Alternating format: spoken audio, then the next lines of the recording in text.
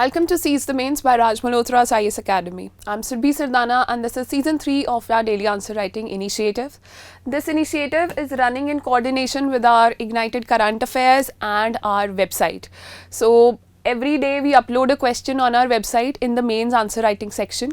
This daily mains answer writing challenge tab would appear if you visit our website and click on mains answer writing section. This is question number 156 of Seize the Mains. So we have discussed 155 questions with their model answers to guide you for mains examination of UPSC and State Civil Services mains exam. So yes, all the questions get uploaded here. Their model answers also get uploaded on the website. Do check the website out. And after this discussion, after watching the discussion for today's question, definitely try to write your own answer. Try to write your answer in your own language and post it on our website in the mains answer writing section. If you click on the question, under each question you will see this comment section. In the comment section you can send your answers to us and our team will evaluate your answers entirely free of cost, and they will respond back to you with their feedback in the next few days. So these feedbacks, they have been helping a lot of aspirants. A lot of aspirants have seen a lot of improvement in how they write answers and how they present, and they've seen a great improvement in their mark also. So definitely join this initiative and let's begin today's topic. Also, these topics which we are covering, these are mostly from current affairs. 95% of these topics are taken from current affairs. So whatever you're reading on a daily basis or on a weekly basis would be seen as a mains mock question here on Seize the Mains. So that's how we run in parallel with whatsoever is going on in current affairs. So that is easier for you to imbibe also and for you to practice also. So Delimitation Commission in Assam, that was in news. Let's see what is the question with regards to Delimitation Commission. And political questions are not asked in any civil services examination. So you will not be asked that what are the problems with Delimitation Commission in Assam, or why is the government of Assam against it, or why are the people against it, anything like that. No political questions asked. You should understand whenever there is a statutory body or whenever there is a constitutional body, you should understand the constitutionality or the legality behind every body. What are the functions of that body? What is the composition of that body? What are the members of that body? When I talk about composition, what are the powers of that body, and how is the body functioning and how can it improve? How can there be improvements? Whether it's about Election Commission of India, whether it's about Comptroller and Auditor General, or any other body, just like today we are discussing the Delimitation Commission. So question has been framed. This question would cover the entire topic of Delimitation Commission. So nothing apart from this topic or outside this question would be seen in any of the mains papers. So that's a guarantee. Yeah. Let's read out the question. Question for day 156. Briefly explain the process of delimitation of constituencies and the constitutionality of this exercise. So yes, try to understand this question. Let's try to understand this first part itself. Briefly explain the process of delimitation of constituencies. Delimitation of constituencies is the function of Delimitation Commission. So you'll have to explain the process and the constitutionality of this exercise, that is this exercise mandated by the constitution, or does it find any reference in the constitution or not. Then also discuss how the process of delimitation is carried out in India. So we'll talk briefly about how the process of delimitation is carried out. Basically this question is revolving around the functioning of Delimitation Commission. So answer in 150 words. This is going to be a very short answer. Plus we do not have very specific points with regards to powers or functions, and the composition also, that's not very much clear. And Delimitation Commission, it has not been there have been gaps in Delimitation Commission. Purposely there have been gaps in formation of Delimitation Commission for the Lok Sabha seats. So we'll talk about all of that. Let's begin this answer. Let's talk about how delimitation is carried out. What is Delimitation Commission? So moving on to our introduction passage. Introduction has to be a maximum of 3 lines long, not more than that. For 150 words answers, not more than 3 lines introduction should be there. After that, if you want to write something, just change the paragraph and make it your body paragraph 1, then give that information to the examiner, so that it's very easy for the examiner to read also. Also we are taking the body paragraph approach here. We are not taking the pointer approach because we do not have a lot of pointers. What we have is information with regards to articles of constitution, with regards to composition, and with regards to how delimitation is carried out. So first of all, it asked us to explain the process of delimitation of constituencies. Let's define what is delimitation and how is it important. So delimitation is the process of redrawing boundaries of Lok Sabha and state assembly constituencies based on a recent census to ensure each seat has an almost equal number of votes. So here you're mentioning Lok Sabha and state assembly, both is important. Both mentioning both these terms, mentioning both these names is important. Also constituencies based on a recent census, that is the keyword here, underline it, because we are talking about it. Then we'll talk about why it has not been updated with regards to recent census. We'll come to that later. It is ideally carried out every few years after a census by an independent delimitation commission formed under the provisions of Delimitation Commission Act. So how delimitation is carried out? The first part of the question, briefly explain the process of delimitation of constituencies. This gets answered here, that how it is carried out. So we are using our introduction, we are very finely using the words in our introduction to give as many details as we can. The commission is a powerful and independent body and whose orders cannot be challenged in any court of law. So that is an additional information that we are giving here, that how powerful it is. We are just talking about its importance, and how powerful its decisions are.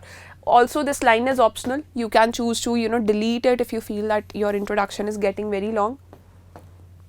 Then the purpose of this exercise. When you are talking about the process of delimitation, definitely talk about the purpose also. This will not take a lot of words. The first one is, the principle of one vote, one value. That is the first purpose. That is to provide equal representation to equal segment of a population. Then you have fair division of geographical areas, so that one political party doesn't have an advantage over others in election. That if they win from one geographical area, they should not be having more seats as compared to other geographical areas. So equal division has to occur, and this is this is assured by the delimitation of constituencies carried out by Delimitation Commission. Then to reflect not only an increase in population but changes in its distribution, as the population does not grow uniformly across all the areas of a state. So these 2 points, these second and third points, they follow each other, they can be clubbed together. The last one is to identify seats reserved for. Now we have reservations for scheduled caste and scheduled tribes in elections. A portion of seats is reserved for them, especially in local elections. So to identify seats reserved for SCs and STs wherever their population is relatively large. That is decided by Delimitation Commission, that which seats have to be reserved for members of this categories or these categories. Then in the body paragraph 2, again what we are doing is we are talking about the constitutionality. Constitutionality is the second part of this question. Talk about the constitutionality of this exercise, how it is carried out. See, yes, so it is appointed, the Delimitation Commission is appointed by the President of India, and it works in collaboration with Election Commission of India. So you've given a brief overview how it works. Now talk about specific articles. Under Article 82, the Parliament enacts a Delimitation Act after every census, and under Article 170, states also get divided into territorial constituencies as per Delimitation Act after every census. So this is how generally the process should go on. Once this act is in force, the union government sets up a Delimitation Commission which carries out division of all the constituencies based upon the changes in population. The first, so now you're talking about the process, the constitutionality. You're giving some history that the first delimitation exercise was carried out by the President with the help of obviously Election Commission in 1950-51. And delimitation commissions, though a lot of census have taken place, but delimitation commissions have been set up 4 times: 1952, 63, 72 and 2002 under the acts of these particular years. You can just get away with these acts also. Just mention that how many times delimitation commissions have been set up. There was no delimitation after the 1981 and 1991 censuses, and the reasons are Reasons we'll take later. The composition, when you're talking about the constitutionality, talk a little bit about what the constitution says about composition as well. The composition of Delimitation Commission is, the first is retired Supreme Court judge, then you have CEC, Chief Election Commissioner, and respective state election commissioners wherever delimitation is being carried out in whichever state. So the last delimitation exercise that changed the state-wise composition of Lok Sabha was completed in 1976 and done on the basis of 1971 census. This is because, you know, this is a story here that there was a fear amongst southern states because they had very good population control measures and they were economically better than other states. So Delimitation Commission, what it does is it gives you voting rights.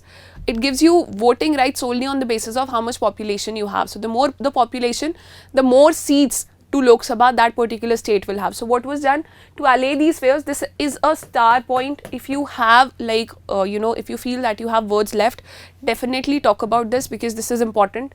To allay these fears, the constitution was amended during emergency rule in 1976 to suspend delimitation until 2001, which was again amended, and this was suspended till 2026, and after 2026 it was projected that India's population would stabilize. Hence, based on population, there would be no discrimination amongst states when it comes to voting rights. In the body paragraph 3, what we'll talk about is the second part of the question.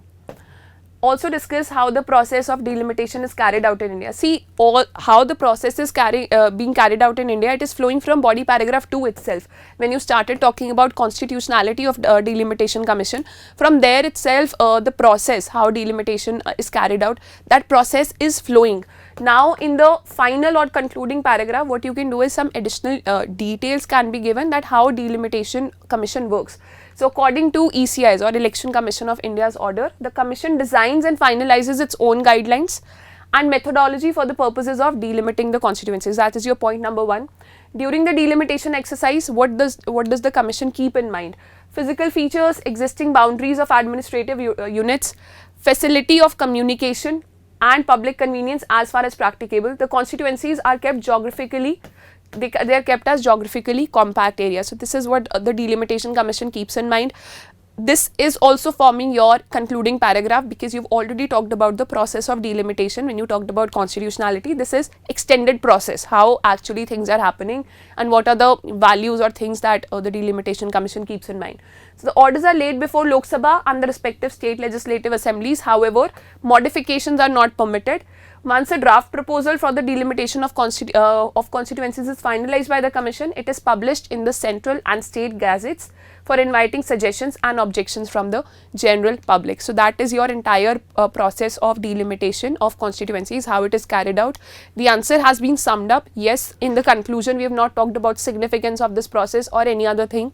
That would remain, you know, we have been discussing conclusions on a daily basis. So if you feel that you need to talk about significance or importance of Delimitation Commission in the functioning of a healthy democracy in India, or maintaining constitutionality in India, or maintaining voter rights. So what you can do is that whatever we wrote in introduction, after introduction, that what is the purpose of this exercise, just pick 1 or 2 points from here and make them make one of those points as your conclusion. Also, you know, yes, make one of those lines as your conclusion, that how important it is for the constitutionality or for maintaining a healthy democracy. You can use this term one vote, one value, that this is ensured by Delimitation Commission. Definitely use this term in your conclusion if you feel that the, you know, this is not where you want to end. This is the process is not where you want to end. So definitely, you know, use your creativity while writing answers every day if you practice, especially with us, because every day from Monday to Saturday we bring out one question each, and you know, we carry out detailed analysis of the topics going on. We refer to a lot of sources. There is an expert team sitting behind that frames these answers. So definitely, you know, when you practice on a daily basis, you will be able to experiment that which is the approach that suits you the best. There are some students who never take the body paragraph approach. They write just in form of flowcharts, and there are other students who just write in form of points and they get a lot of good marks. And while there is a third category of students who just nail it while using just body paragraph approach for any of the questions. So you'll have to practice a lot to see what approach suits you the best, and with that practice you will be able to find out the best solution for yourself, and you will be able to decide for yourself after looking at each and every question that how you have to answer it. See, answer writing, it is definitely an art. If you are good at language skills, if you are good at expressing yourself, definitely you have an edge over other aspirants, but it is also a skill that has to be developed and nurtured with time, and it has to be advanced to a certain level before you actually sit for mains. So definitely if you are appearing for civil services this year or next year or in the coming years, definitely join this initiative. Keep practicing answers on a daily basis, being able to express yourself on paper, being able to understand the topic, asking questions so that you express better. That is very important part of your selection that would decide whether you get selected and at what rank, at which services would you join. So this full answer has been uploaded on the website, which is rajisacademy.com. The link is present in the description below. Definitely check that out. Also, if you haven't subscribed to the channel, this is the right time, because the exams there are a lot of exams coming up. So definitely check out our other YouTube videos. Check out the playlist of Seize the Mains Season 3. We have a separate playlist ascribed to Seize the Mains. The previous one had 63 videos. This one has around 150 videos. So definitely check that out. Check out all the model answers on the website and see how much improvement you can get out of this initiative and out of the efforts our team is making. So I'll see you with another discussion tomorrow at 9 p.m. Till then, just all the best, stay blessed and keep working hard.